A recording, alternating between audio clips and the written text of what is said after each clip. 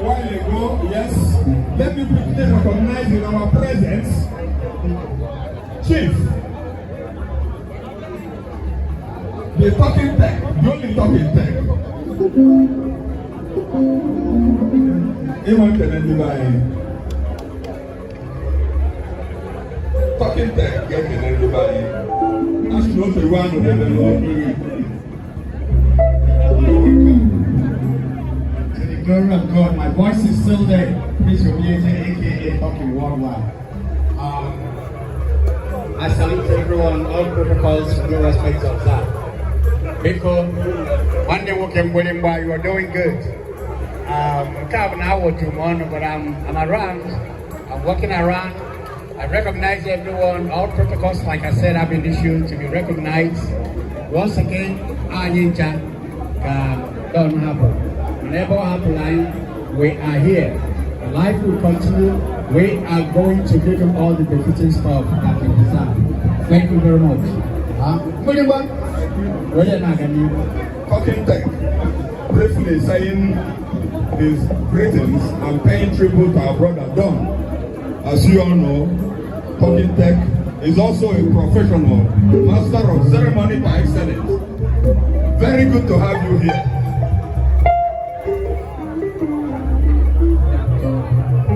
Don Entertainment. No, Julia Wire. You can have just chop million more. You have the I get chop million Don and do your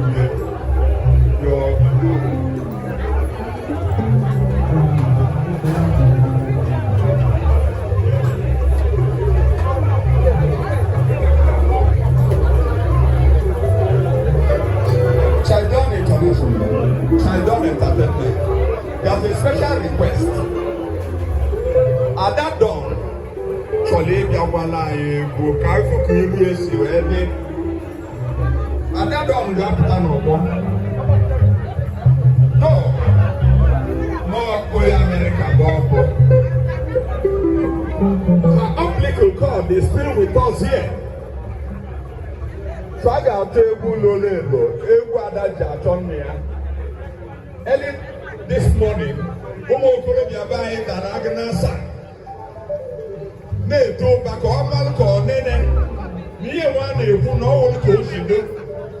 I brought a gabana, who are the Loba, over the bite of the Loba Don. Ginny who I'm not cross.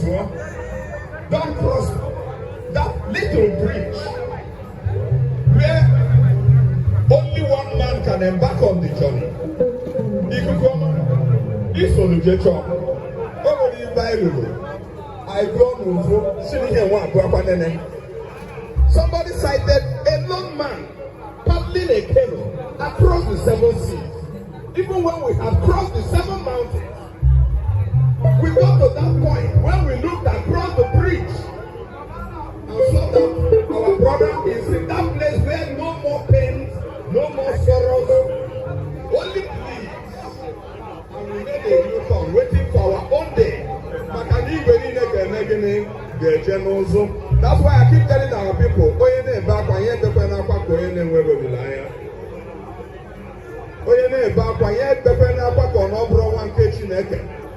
if I am in the spirit, I will tell you, like I said at the beginning,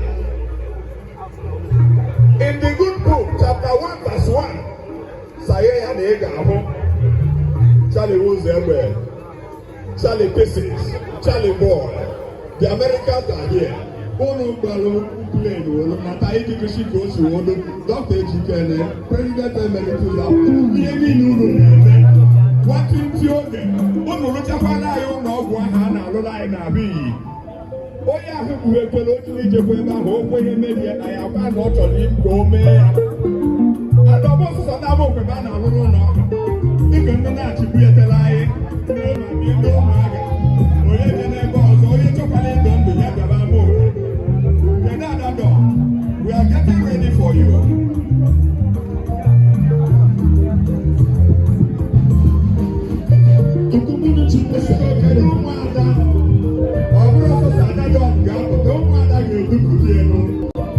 Don't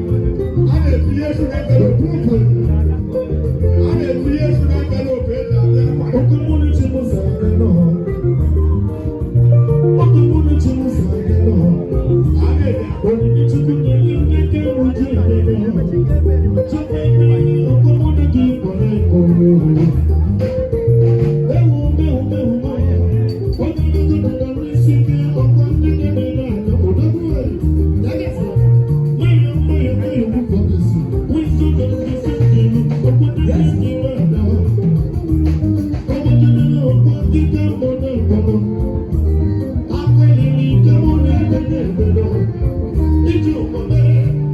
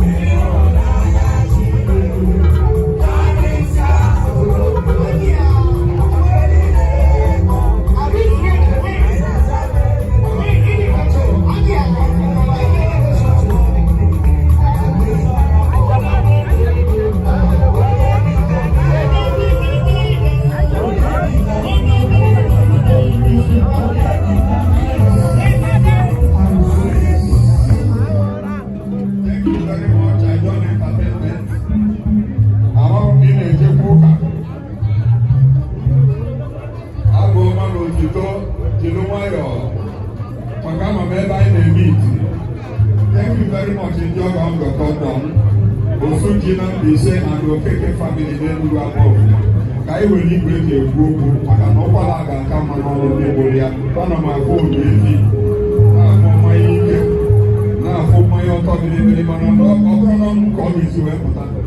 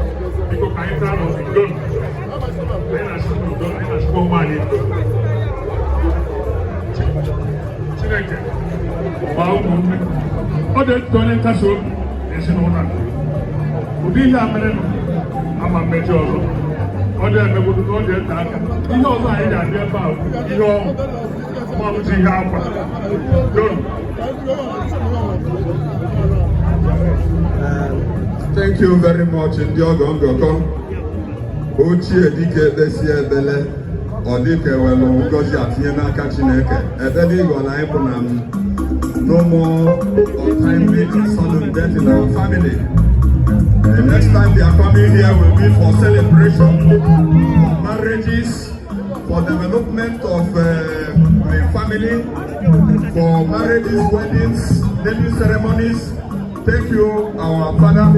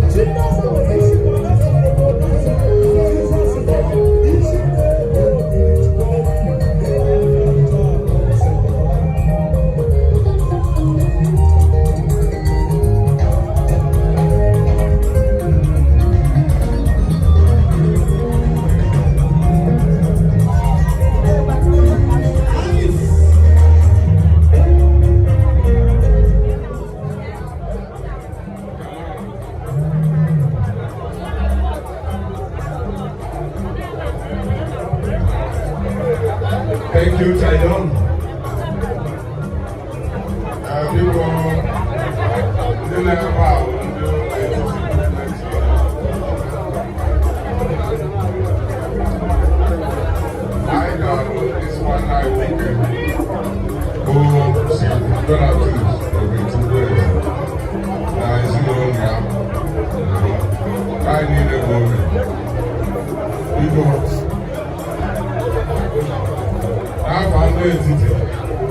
Improvement Union.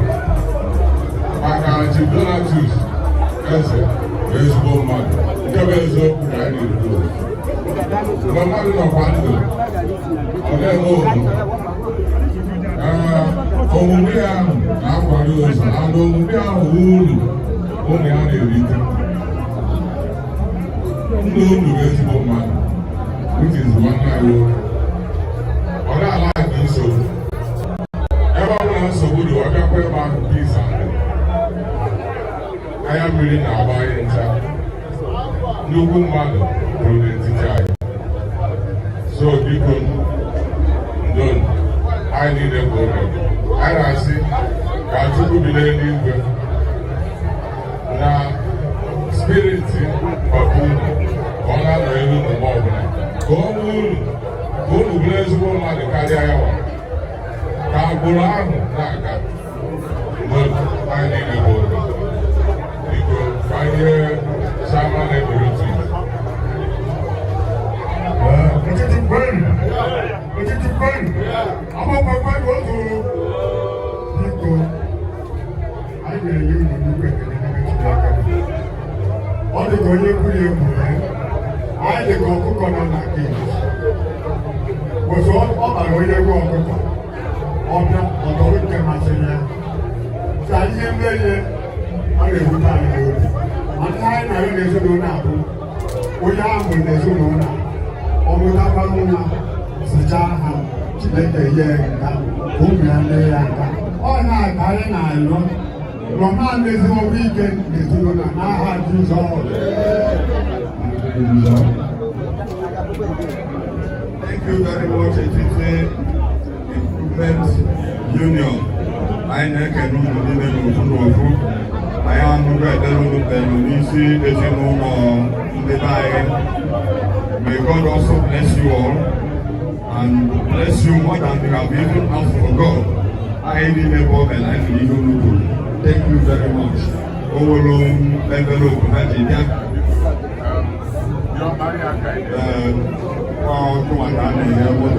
Don Junior, receive this on behalf of your family.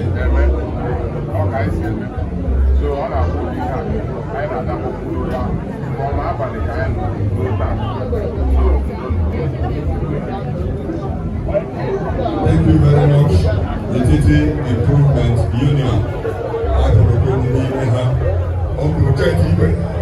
Yes. Emeritus. Biko unu n'anya bụ na afọ ndị nne ha yi ojimalụ uniform white bịa blue bịa